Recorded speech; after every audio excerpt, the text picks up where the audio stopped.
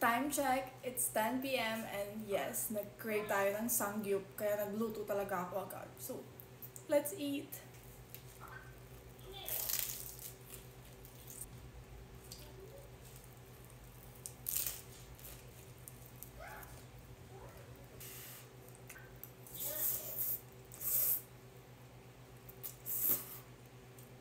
Actually, mga sisi, kakagaling ko lang ng gym.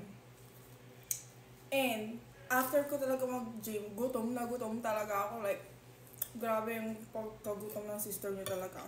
Ikaw, like, satisfied na naman ang ating cravings. Masarap din siya nilalagyan ng ramen. Cheers!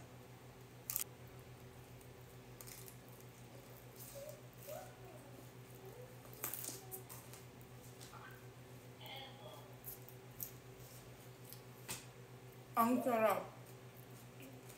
Ang laki, di ba? Ang laki. Magugulat kayo kung ano pang kaya kong ipasok sa bungangang to. Ano ba?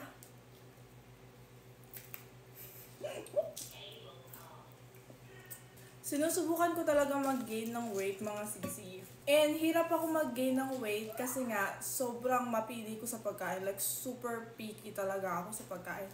Kaya kapag nag-crave ako ng food na gustong gusto ko talaga, talagang lulutuin ko talaga agad. And hindi rin ako mahilig kumain ng mga sweet-sweet. Actually, before, super hilig kong kumain ng sweet. Pero nung nabuntis ako mga sisi, nawala na yung sweet tooth ko. Kaya ngayon, hindi na talaga ako makakain. Sobrang madalang na lang. And, ang hilig ko mga sisi, super hilig kong bumili ng sweet. Kahit hindi ako kumakain ng sweet, like chocolate.